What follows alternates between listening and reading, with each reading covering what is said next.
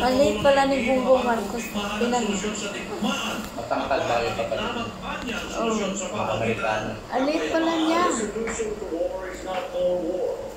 And that the solution to war is only peace. An honorable peace that is arrived at by the different parties involved and having a hand and force in achieving that peace. Sinabi pa ni Pangulong Marcos ng katapangan at kabayanihan ay ipinamantay pamamala sa tikman kundi maging isang maliliit na bagay na patuloy na ginagawa ng mga ordinaryong mamamayan sa gitna ng krisis.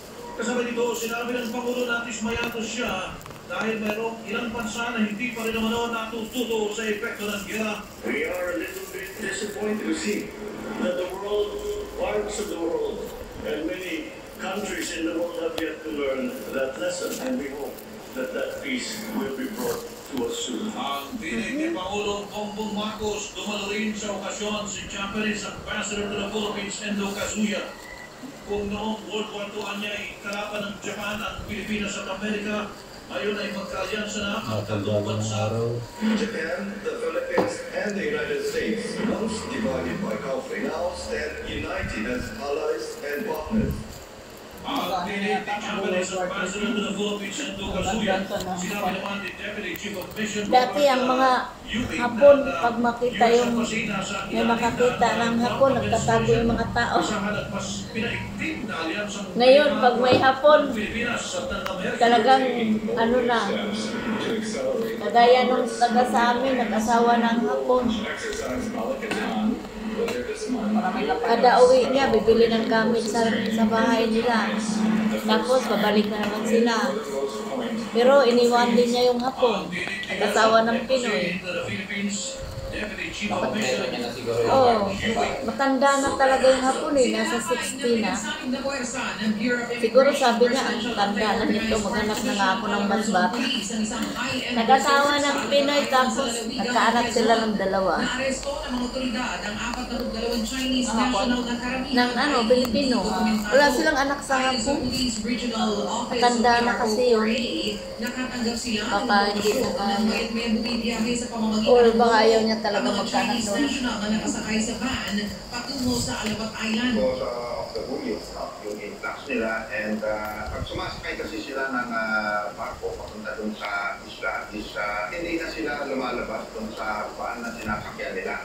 Ang tinig ni Police Brigadier General Paul Kenneth Lucas, Direktor ng PNP Police Regional Office 4A. Ayon sa PAO, posibleng plano ng Chinese nationals na magtayo ng scam hub sa naturang isla. Quite normal na makakakita ka ng mga foreign nationals doon. So, Tatawid kayo ng dati, site.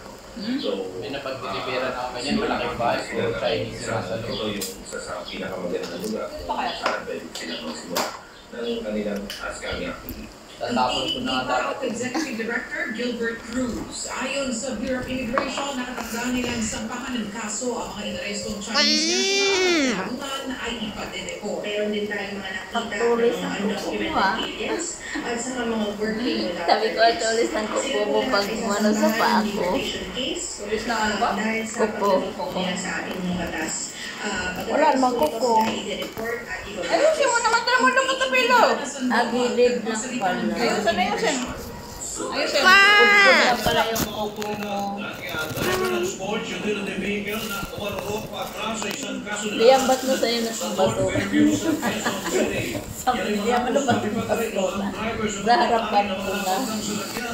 Kasama nito, dininaw ng Quezon City District Traffic Enforcement Unit na hindi nagtandang tumakas ang driver ng SUV. Anya, ginakon sa pag-SUV driver na isang pulis ay nakaranas ko na ito ng panic attack.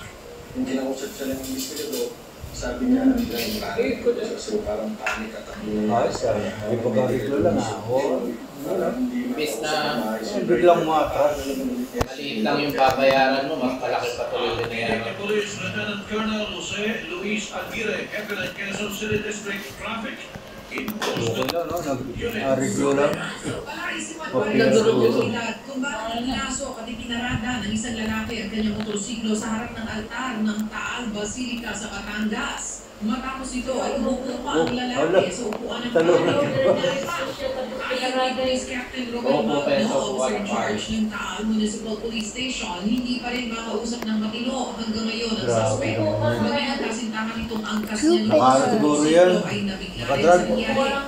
Ang umamin ng suspect na gumamit siya ng marijuana. Let's go. Wala daw bisyo yung bata. Oh. Dito na yung bata, hihingi siya na sigarilyo sa mga kabopreso niya.